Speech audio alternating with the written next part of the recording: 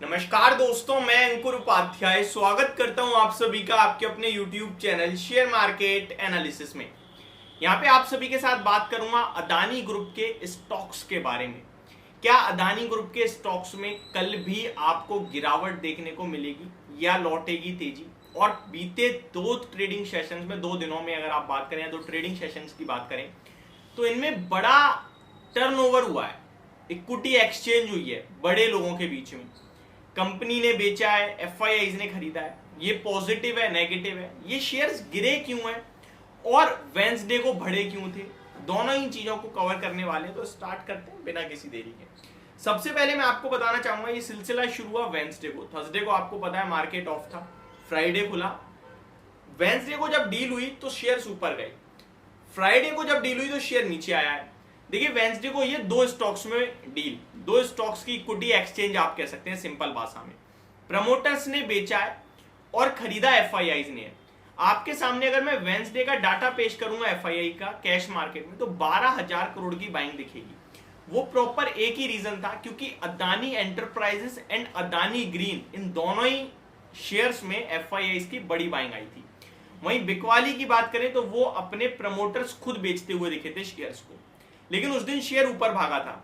Adani enterprise का share 5-5.5% ऊपर भागा था, अगर आपको याद हो। लेकिन ग्रीन फ्लैट टू पॉजिटिव या फ्लैट टू नेगेटिव था, उसका मुझे उतना याद नहीं है, लेकिन एंटरप्राइज अच्छी खासी तेजी में था। डील हुई, शेयर भागा। और फ्राइडे के सेशन में अदानी ट्रांसमिशन में एक सौदा होता है लगभग 3,500 करोड़ का, और शेयर आपके लिए 6.25% नीचे। सौदा एग्जैक्टली सेम है, प्रमोटर्स ने बेचा, एफआईआईज ने खरीदा, लेकिन इस बार शेयर नीचे आ गया, पूरे ग्रुप के स्टॉक्स नीचे आ गए। अब सवाल ही उठता है ऐसा क्यों और हम क्या करें और कल क्या हो सकता है, तो इसके बारे में समझते हैं। उससे पहले मैं एक बार अपडेट दे दूं आपको अदानी ग्रुप के सारे स्टॉक्स के लेवल्स का, कि क्या अपडेट है इस समय, क्या लेवल्स दिख रहे हैं आपको। अदानी विलमार 410 रुपए के लेवल्स पे बंद हुआ है, 1% गिरकर। अदानी पावर में 2% के करीब की गिरावट थी और 250 रुपए का भाव देखने को मिला है। अदानी ट्रांसमिशन में लगभग 6.25% की गिरावट और 767 की भाव देखने को मिला है क्लोजिंग। अदानी टोटल गैस में फ्लैट टू पॉजिटिविटी थी और 655 के लेवल्स पे आपको क्लोजिंग देते हुए दिखा है। अदानी पोर्ट्स में 2.25% की गिरावट थी और 740 के लेवल्स पे क्लोजिंग आई है। अदानी एंटरप्राइजेस 0.5% गिरकर बंद हुआ है और 2388 के लेवल्स पे आपके लिए क्लोजिंग आई है। तो कहीं मूव बड़ा है, कहीं छोटा है। ऑलमोस्ट सारे स्टॉक्स की बात करें तो ज्यादा कुछ खास बड़ा मूव नहीं था, एक्सेप्ट अदानी ट्रांसमिशन, जिसमें बड़ा सौदा हुआ है फ्राइडे के सेशन में, उसी में बड़ा मूव भी आया है।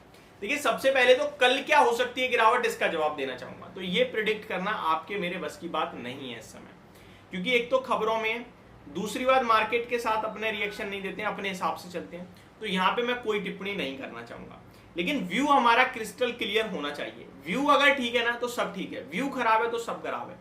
एक ब्रॉडर व्यू, एक बड़ा व्यू होता है आपका। मान के चलो आपको 10 किलोमीटर चलना है या फिर कहीं दूर लंबा सफर जाना है आपको, तो आपको पता होना चाहिए कि मेरे को ना 5 दिन में पहुंचना है। उस 5 दिन में पहुंचने के लिए, जब मान के चलो मेरे को इस पूरे पैन यहाँ से लेकर इस वाली मंजिल तक आना है, डेस्टिनेशन मेरी ये है, मैं यहाँ से निकल रहा हूँ, तो मेरे को पता होना चाहिए कि मेरे को यहाँ पे कितने समय में पहुंचना है। मतलब मान के चलो मेरे को 3 दिन में पहुंचना है, तो उस 3 दिन के लिए पता चले 2 दिन आराम कर लूँ, तीसरे दिन ही चलूँ पूरी तरीके से फुल रफ्तार में, या फिर डेली बेस पे स्लोली चलूं, या एक दिन चल के फिर रेस्ट करके फिर चलूं। बस मुझे इतना पता होना चाहिए कि मेरे को यहाँ पहुंचना है।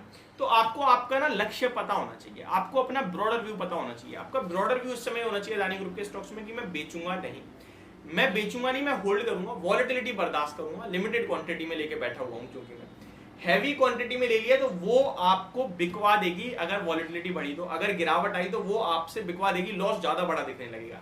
लिमिटेड क्वांटिटी में आप बने रहोगे, ये याद रखना। इसीलिए मैं कह रहा हूँ लिमिटेड क्वांटिटी में होना चाहिए आपके पास होगा तो। अब मेरे रुकने के पीछे का भी कोई कारण होना चाहिए, वो ये एफआईआईज वो लोग खरीद रहे हैं जिन्होंने ऑलरेडी निचले स्तर पे खरीदा है, प्रॉफिट हो रहा है, तो ऑब्वियस सी बात है वो और खरीद रहे हैं, दैट मींस उन्हें और स्कोप दिख रहा है। अदरवाइज उनपे तो पहले से ही क्वांटिटी पड़ी है। मान के चलो मेरे पास ऑलरेडी 100 शेयर्स हैं किसी चीज के, मैं और एक्स्ट्रा खरीद रहा हूं तो मुझे और तेजी दिखती है ना। अदरवाइज मेरे पे तो पहले ही, अब तो ऊपर खरीद रहा हूं, हम लोग एवरेज हमेशा नीचे करते हैं, अभी मैं इतना ऊपर खरीद रहा हूं तो मेरे तो प्रॉफिट और तेजी से नीचे आ सकता है ना, तो मैं एडिशन तो नहीं लूंगा मैं, लेकिन मैं ले रहा हूं तो मेरे को पॉजिटिव दिख रहा है, तो बड़े लोग खरीद रहे हैं तो एक पॉजिटिव हो रहा है। दूसरी बात, सुप्रीम कोर्ट से पहला जो आया है संकेत वो यही पॉजिटिव साइड पे आया है, बाकी फैसला आ जाएगा आपके लिए, जो भी होगा देखी जाएगी। अदानी ग्रुप आगे चल के तेजी से ग्रोथ तो कर रहा है, ये तो दिख रहा है हम सभी को। तो मेरे को लगता है यहाँ पे समय के हिसाब से होल्ड करना चाहिए, कोई प्राइस टारगेट नहीं होना चाहिए आपको, और अभी वॉलेटिलिटी बर्दाश्त कर सको इतनी क्वांटिटी में लेना। अब आते हैं कि क्या फ्रेश एंट्री ले सकते हैं, तो इसके लिए मेरा जवाब होगा नहीं जी, नहीं लेनी है। क्यों? क्योंकि खबर वाला मसला है भैया, खराब आ गई तो नीचे, अच्छी आ गई तो ऊपर, तो इसलिए हम दूर हो जाते हैं। बहुत मार्केट में शेयर पड़े और मूव भी आ रहा है, वहां ले लेंगे, लेकिन ऑलरेडी तो मैं बेचूंगा नहीं, ऐसा मेरा पर्सनल ओपिनियन है, पर्सनल व्यू है। होप आपको वीडियो समझ और पसंद दोनों आई होगी। Thank you so much for watching this video, have a great day guys.